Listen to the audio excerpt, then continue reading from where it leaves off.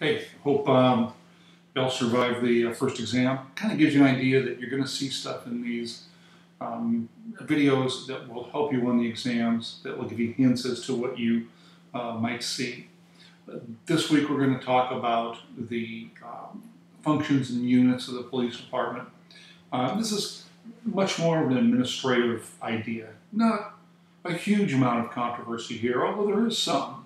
And although it's not really well brought out in the text, the main issues in policing right now is the presumption of police violence and racism, and the fact that the police aren't policing certain communities and those things of that nature. This is kind of an administrative chapter when it comes to understanding police departments.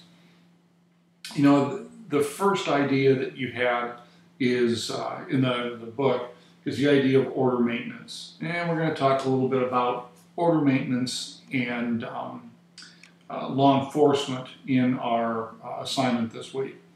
The idea in the political era was that the police department was basically an arm of the political structure that enforced the status quo.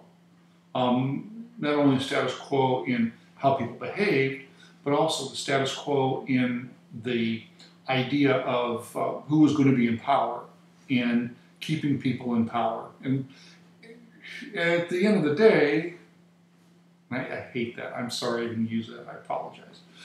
But when you think about it, politics is about power.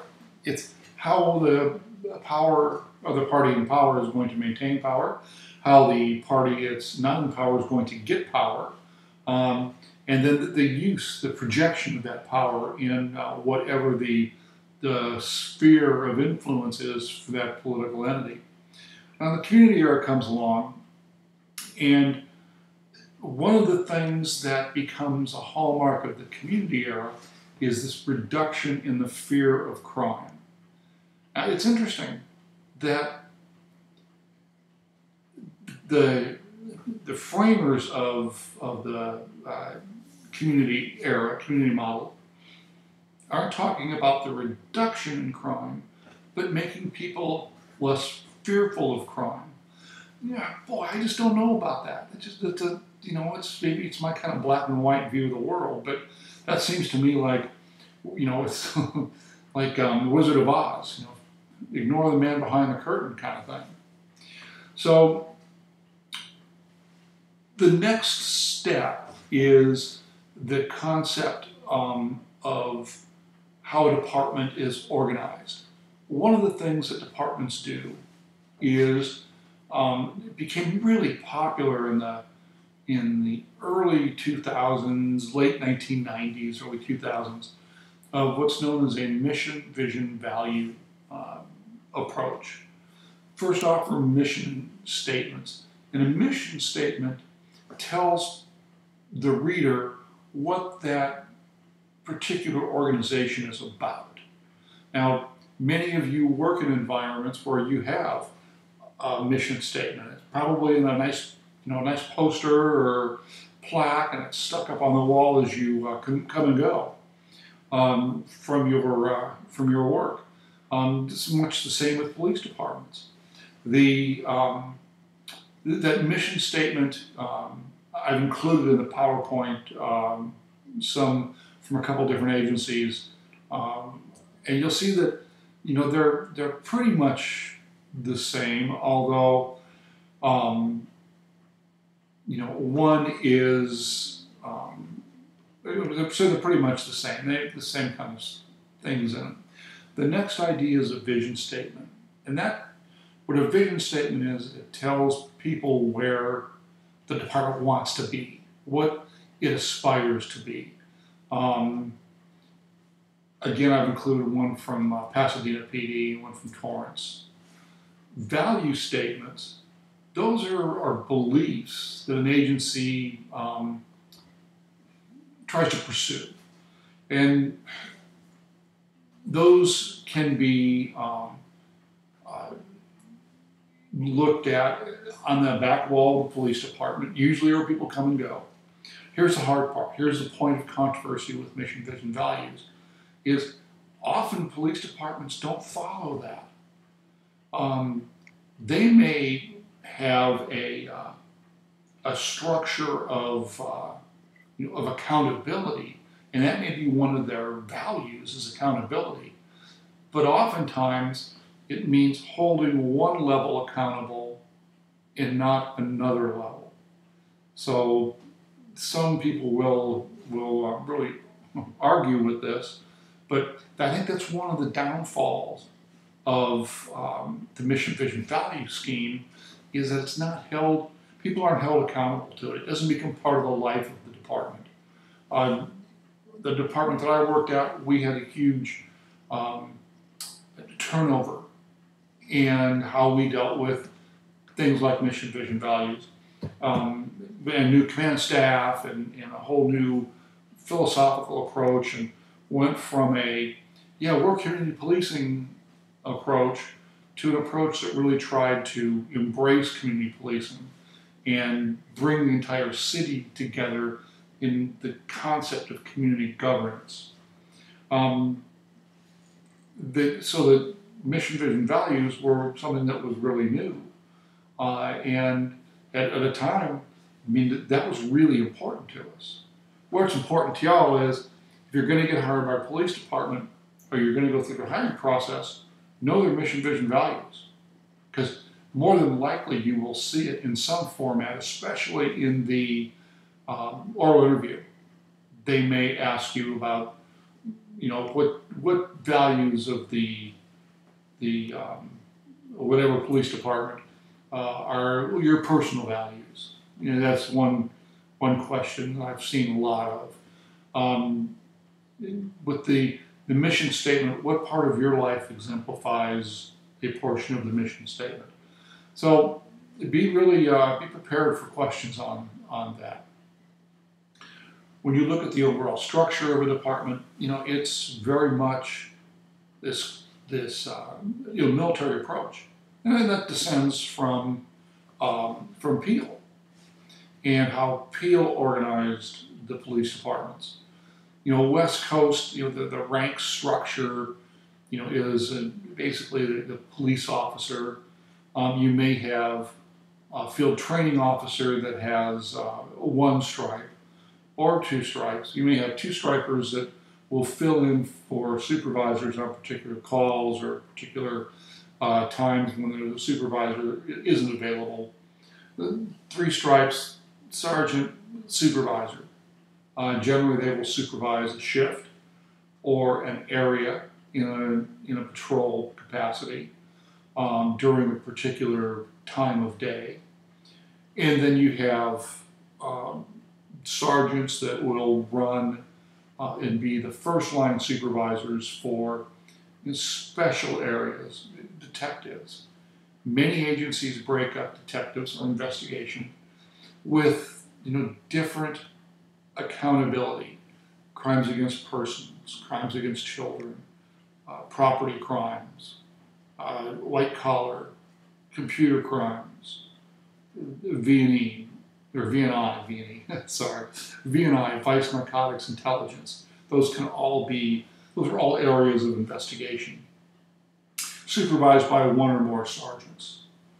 Then you have the next structure, West Coast, especially lieutenant.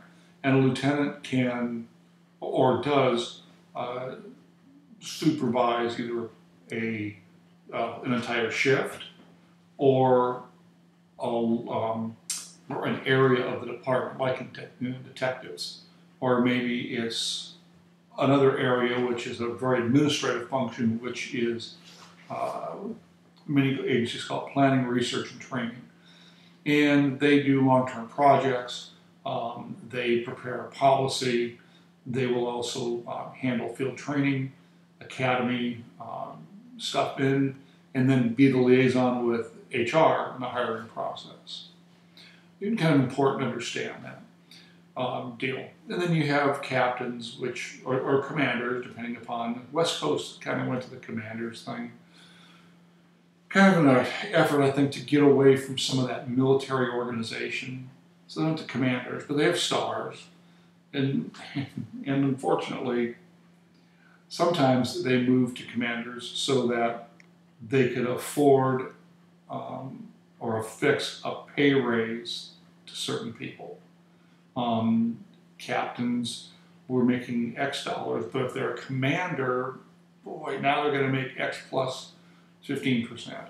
And you saw that in a lot of departments.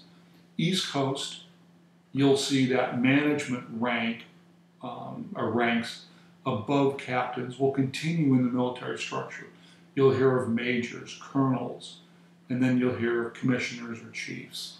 So chiefs, deputy chiefs, kind of the CEO of the department. Then you have the rank of in West Coast of captains or commanders, and they will have maybe the entire uniform division or field services. And then the other may have detectives and the records keeping functions. Internal Affairs will work directly with the chief of police. You have two basic structures that you see. You see this traditional vertical organization. Here's the words I really want you to get out of this. Span of control. The idea of span of control is that a supervisor is only responsible for a small 3 to 6 employees. And that's O.W. Wilson in police management talked about that, and he was very adamant about span of control. The idea of span of control is that with even an okay supervisor, you can limit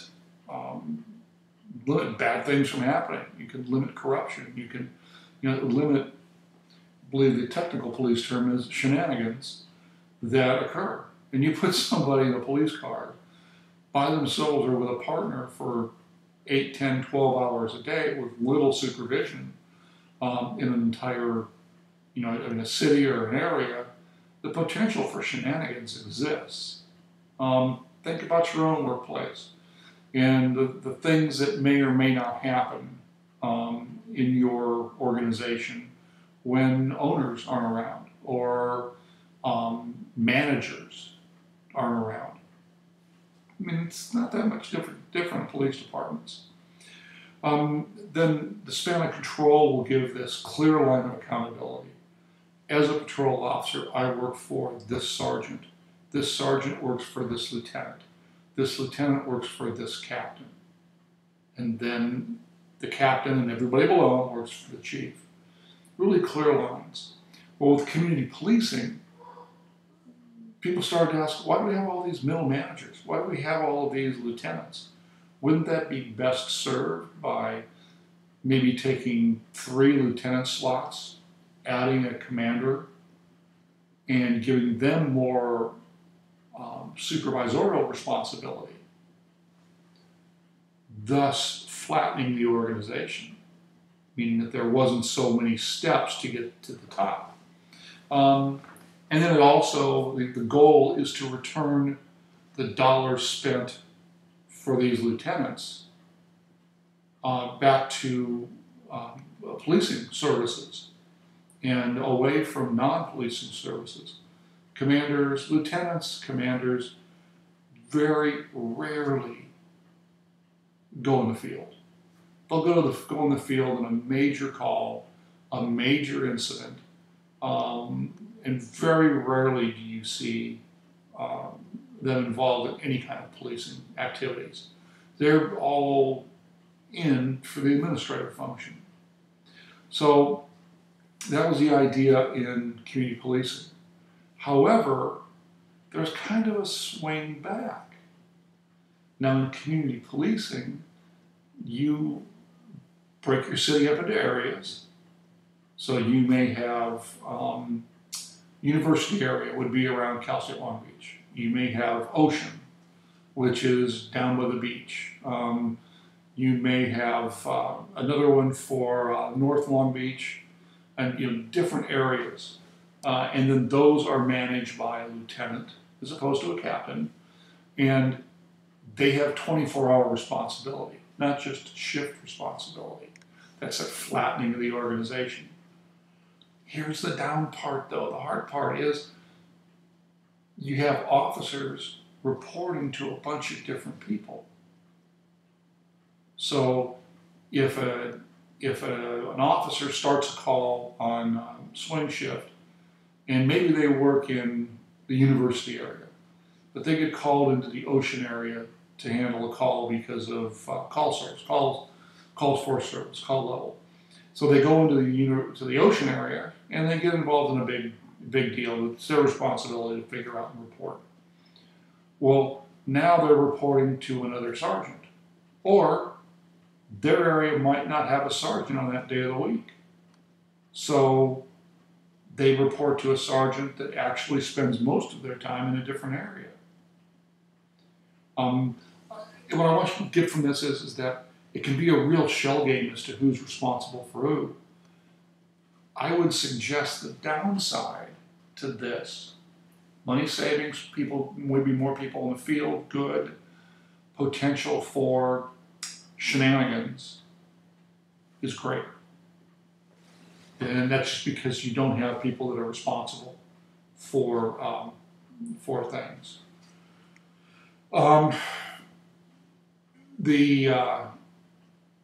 The discussion for the week is going to include discussions about where different divisions and units are and who's responsible, who reports directly to the chief, who takes care of the non-policing functions.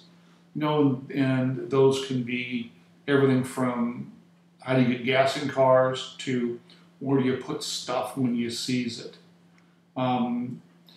There you have, then also it could be your evidence techs are going to be there. Your CSI people will be in that group. Field services are going to be your street cops. And there usually you have patrol, field training, maybe special events if you've got a city that has a large scale special events. You look at Irvine with the Verizon Amphitheater, all kinds of different acts coming in there. There's that, and they also have the base. At one time when it was Marine Corps base, El Toro Marine Corps base, Irvine handled the air show. Air shows this week down here in San Diego. Now, that attracted 250,000 people. So it was a big burden to get traffic control people there, to get coordinate with CHP to close down the freeways and roads when the Blue Angels were flying. A huge burden, very expansive. Canines would also be in your field services. So we talked about the other areas of the department. You got to forget. You can't forget jails. Most agencies have at least a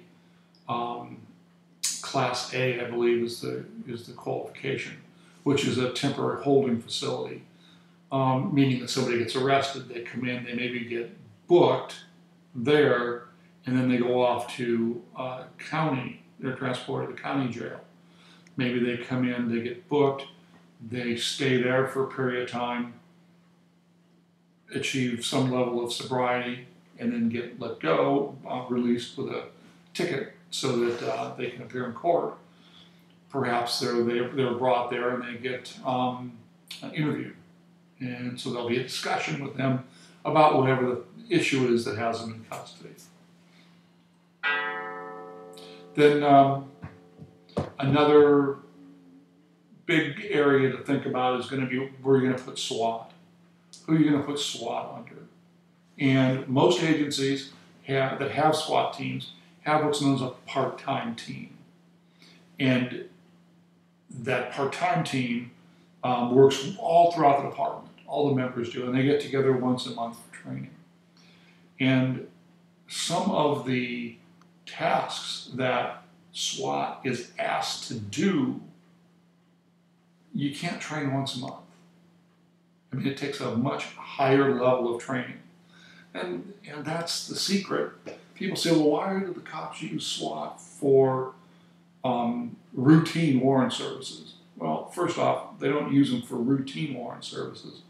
They use them for a warrant service where there's real concern that there may be bad things going on. Person can be armed. They could have made threats. It could be,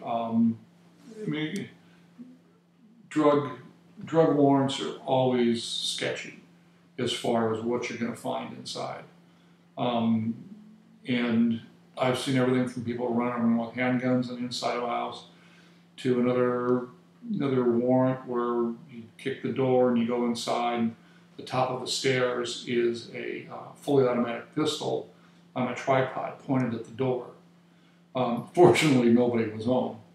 So those are, SWAT faces a whole bunch of different threats, and that's why you use them in some of those situations that maybe you don't need to, but you use them because the more they practice, the more they do it, the more efficient they're going to be, and the less chance that they're going to make a mistake. Doesn't mean the people that they're dealing with aren't going to make a mistake, but those officers aren't. Okay, a quick rundown of the chapter, and hopefully you'll get some stuff out of this that you'll be able to use. With that being said,